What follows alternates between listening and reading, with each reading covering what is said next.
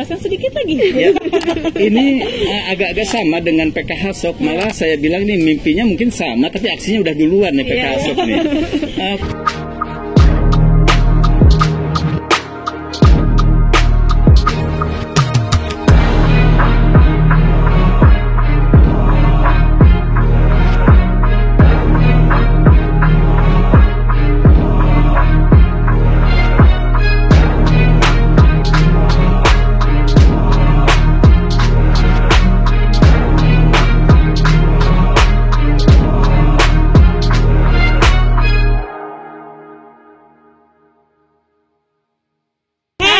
Assalamualaikum warahmatullahi wabarakatuh. Berjumpa lagi dengan saya Titan Fitriani Gunawan dan saya Elis Wijayanti dalam program Inspirasi. Teman-teman semuanya, program Inspirasi episode kali ini sedikit berbeda ya, nuansa baru ya mungkin. Biasanya di ruangan tertutup atau di studio. Nah, kali ini di ruangan terbuka gitu ya, di mana Kecamatan Panjalu, Situ Lengkong. Iya. Nah, penanganan fakir miskin di Indonesia masih menjadi tantangan beberapa tahun ke depan. Untuk mengetahui upaya ataupun langkah pemerintah dalam menangani fakir miskin di Indonesia seperti apa, kali ini telah hadir di tengah-tengah kita. Beliau adalah Bapak Agus Elia Gunawan. Beliau adalah Kepala Subdirektorat Pendampingan dan Pemberdayaan Direktorat Penanganan Fakir Miskin Wilayah 1 Kementerian Sosial Republik Indonesia. Kami ucapkan selamat datang Bapak di Kabupaten Ciamis di Kecamatan Panjalu, Situ Lengkong. Ya. Gimana Bapak kabarnya? Alhamdulillah baik, kita walaupun berkeliling ke seluruh pelosok desa, tapi alhamdulillah kita sehat-sehat aja. Ya. Berarti ke Ciamis bukan yang pertama kalinya ya Pak? Ke Ciamis bukan pertama kali dan cukup mengenal wilayah Ciamis. Iya, sudah lumayan sering ya Pak ya ke Ciamis. Alhamdulillah. Kegiatan hari ini Bapak mungkin boleh dijelaskan sedikit aja apa aja. Kenapa gitu, ke Ciamis? Kenapa di Ciamis? Itu dia hubungannya dengan penanganan fakir miskin. Kita ingin memenuhi hak fakir miskin untuk kebutuhan dasarnya. Dan ketika kita meluncurkan program sembako, ternyata masih ada kekurangan-kekurangan, kelemahan yang ditemukan oleh Pansus, terutama DPRD Ciamis. Itu yang membuat kita concern untuk menindaklanjuti kegiatan tersebut. Tapi lancar ya Pak semuanya ya? Lancar. Dari pagi-pagi sampai sekarang mungkin sore, tapi Bapak masih semangat nih kelihatannya. Ya, kita sudah 3 hari dan sampai malam terus. Dari pagi kita ke lapangan. Totalitas nih, ini luar biasa. Dan terima kasih juga Bapak sudah mau istilahnya menjadi narasumber ya? Ya, ikut berdiskusi dengan kita di production kita ini. Baik Bapak, ini kan istilahnya jumlah fakir miskin setelah pasca pandemi mungkin bagaimana saja gitu kan, apakah ada peningkatan atau seperti apa, dan juga bagaimana sih upaya-upayanya nih gitu dalam pemerintah untuk menangani hal tersebut gitu. Boleh Bapak? Ya. Baik, ini sebenarnya kalau kita bilang pasca pandemi, kita masih berlangsung nih, masih proses pandemik, dan kita Kementerian Sosial hadir terhadap situasi itu. Kita memberikan berbagai skema-skema untuk penanganan fakir miskin. Kecenderungan yang ada di masa pandemi ini justru kemiskinan makin bertambah. Jadi ada masyarakat miskin baru malah, karena dengan adanya pandemi tentu untuk pendapatan dan usaha terkendala. Itu yang terjadi. Jadi kemiskinan malah meningkat lagi. Ya, upaya-upaya yang dilakukan oleh pemerintah pada saat ini seperti apa Pak? Mungkin bantuan atau apa gitu ya? Pemerintah cukup responsif, hadir di tengah-tengah situasi tersebut, dan skema bantuan di samping bantuan sosial tunai, sifatnya bantuan tunai, kemudian ada bantuan sosial atau bansos program sembako atau BPNT, dan juga tentu tadi ada bantuan dengan program PKH-nya. Nah, itu skema-skema yang akan diluncurkan Kementerian Sosial. Tapi khususnya untuk penanganan fakir miskin di kami, kita menangani hak atau kebutuhan fakir miskin dengan sandang pangan dan pakannya. Nah, sekarang yang cukup terkenal bantuannya adalah bantuan sembako atau BPNT, Di samping itu untuk rumah tidak layak huni atau rutilahu. Dan yang paling penting justru untuk penanganan kemiskinan bukan sekedar bantuan atau ikan bahasanya, tapi dengan kailnya. Dan kita ingin meluncurkan nanti akses usaha. Ini salah satu untuk salah satu kalau di PKH ini sudah ada program PKH SOP. Kasih bocoran dong Pak dari penanganan fakir miskin ini untuk namanya gitu ya. Namanya bagaimana mungkin. Ya, baik sebenarnya ini saya nggak mau kasih bocoran karena nanti yang membocorkan langsung dari kami Pak Dirjen, Pak Asep Sasa.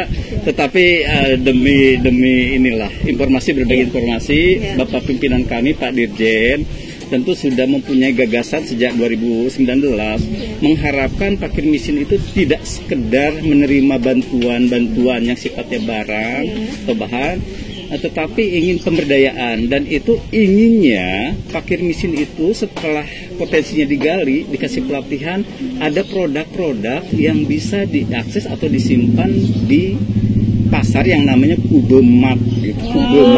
Kubemart. Nah, ini bocorannya ya teman-teman. Kubemart. Nah, gitu.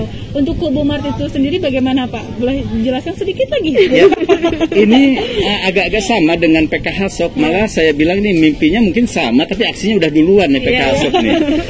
Kubemart ini skemanya modelnya sebenarnya sama, ingin kita coba KPM atau keluarga penerima manfaatnya sudah diberikan bantuan, sudah masuk dalam data itu kita himpun kemudian digali apa potensinya, minat bakatnya. Setelah kita tahu apa kemampuannya, kemudian kemauannya kita asal, lalu berwirausaha. Usahanya boleh ternak, boleh perkebunan dan lain-lain tentu. Nah hasilnya itu harus ada yang menampung, dan yang menampung nanti di Kubemart. Di Kubemart sendiri itu ada skema boleh dikelola oleh KPM kalau sudah terlatih dia mengelola, atau oleh koperasi atau juga CSR kalau siapa nantinya lebih profesional. Masih kita lihat model seperti itu. Iya, jadi dari berbagai bidang ya Pak, pertanian ada, gitu, perikanan, peternakan, mungkin ada. Dan pemberdayaannya dari fakir miskin pengennya terpadu, hulu hilir nantinya. Hulu hilir. Ya, hulu hilir. Jadi tidak hanya satu mungkin ya Pak, gitu ya. Kemudian Bapak untuk apa ya istilahnya berkolaborasi nih gitu dengan siapa saja atau instansi mana aja gitu ke depannya, harapannya gitu. Ya. Kalau kita selalu berprinsip penanganan fakir miskin atau pemberdayaan itu sinergi, nggak bisa sendiri-sendiri, terintegrasi. Baik lintas sektor di pemerintahan maupun swasta, perguruan tinggi juga CSR atau dunia usaha. Itu pasti harus kita gandeng, nggak bisa sendiri lagi. Termasuk kita nih pendamping PKH dengan pendamping sosial pangan nanti kolaborasi. Harus sinergis ya Pak? Harus sinergis, nggak ada kata lain. Nggak boleh saling sinis, tapi sinergis. Benar sekali, setuju Pak, setuju. Setuju. Jadi kita memang semuanya mempunyai tujuan yang sama ya Pak, gitu untuk Indonesia, dan tidak bisa berjalan sendiri-sendiri. Semuanya pun harus sama-sama bersatu, bergandengan tangan dan bersinergis. Kami nyatakan ingin membangun masyarakat yang mantra, mandiri, sejahtera. Mantra berarti ya untuk Bapak sendiri jargonnya ya. Mantra. Bapak Agus mantra. Mandiri sejahtera. Mantap lah ya Pak. Oke, baik. Selanjutnya mungkin ada lagi seperti tantangannya Pak nih untuk dalam penanganan fakir miskin ini gitu, atau dalam proses pemberdayaan ini mungkin banyak ya Pak tantangannya apa saja yang dihadapi? Bukan pasca sih, kan masih pandemi ya Pak. Bagaimana nih Pak? Ini sebenarnya tantangannya kita tidak bisa mengabaikan dari aspek psikologis, sosiologis, maupun antropologis, juga ekonomis. Ini tantangan yang tentu kalau kita bahasakan sangat mudah, tetapi di masyarakat yang dinamis ini susah. Tantangan masyarakat fakir miskin mempunyai budaya memang yang pengetahuan terbatas, akses terbatas, modal terbatas. Nah, diawali dengan mindset, tentu ada pelatihan. Ini tantangan diawali dengan mindsetnya, mentalitasnya. Dan yang paling penting untuk pemberdayaan nanti bukan saja orientasinya ekonomi atau nilai uang, tapi nilai diri, kapasitas diri. Itu tantangan kita. Yang akan dibangun tentu dalam dirinya dulu. Harus dia percaya diri, punya wawasan yang luas, kemudian kemauan yang keras. Bukan hanya tentang materi ya, tapi nanti mengikuti materi. Mentalnya dulu, mental moralitasnya itu yang paling penting. Dibangun betul-betul dulu pondasinya ya istilahnya gitu. Mudahnya diri dulu. Kemudian nanti kalau masalah materi bisa apa ya? Nuturkan lah kalau bahasa Sundanya begitu ya Pak. Tidak mengejar uang, tapi uang nanti yang akan mengejar kita. Mantap ini Pak Agus. Oke, baik, selanjutnya mungkin ada yang diinikan lagi terkait harapan mungkin Bapak ya. Harapan untuk apa ya, secara generalnya Indonesia mengenai fakir miskin di Indonesia, dan juga untuk Ciamis atau mungkin ya yang wilayah Bapak itu sendiri atau bagaimana? Ya, harapannya tentu jargon Ciamis manjing dinamis. Ya. Itu harapan kita, Ciamis manis manjing dinamis, dan ketika itu jadi jargon kita, mudah-mudahan harapan saya para fakir miskin itu berdaya, punya usaha, bisa mandiri, dan tentu memandirikan semua. Dan yang paling penting, generasi yang akan datangnya yang harus hebat. Kesuksesan ada di generasinya, di keluarga KPM itu sendiri, di KPM itu sendiri. Itu harapan kami, mudah-mudahan bisa terwujud untuk Ciamis. Amin, amin. Jadi ini apa, generasinya yang sedang disiapkan ya, generasi-generasi yang nantinya akan menjadi buah lah istilahnya untuk kita semua. Baik. Luar biasa sekali ya, sangat inspirasi, sangat inspiratif ya teman-teman. Jadi memang dalam hal penanggulangan ataupun penanganan fakir miskin di Indonesia, ya memang tidak mudah ya Pak, tidak mudah, banyak tantangannya, banyak kendalanya, butuh sinergitas, butuh dari beberapa lembaga ataupun instansi untuk bisa bergandengan tangan bersama-sama menanggulangi kemiskinan di Indonesia. Sehingga angka kemiskinan di Indonesia semakin apa ya istilahnya, semakin menurun dan tidak ada lah harapan kita semua. Amin ya Pak ya. Semoga ikhtiar kita terus lancar ya Pak, lancar juga. Bapak juga tetap sehat, lancar. Kita saling bergandengan tangan untuk mensukseskan program-program pemerintah ke depan ini ya. Dan juga tentunya pemerintah pun sudah memberikan upaya-upaya atau langkah-langkah untuk penanganan fakir miskin itu sendiri ya.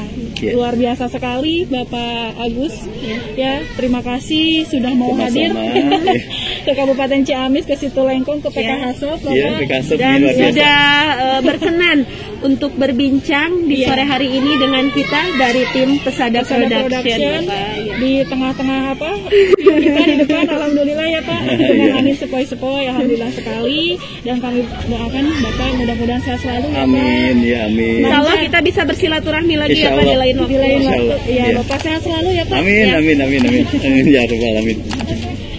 Nah itu tadi, terima kasih teman-teman. Kami pamit undur diri. Saya Elis Wijayanti dan saya Titan Fitriani Gunawan.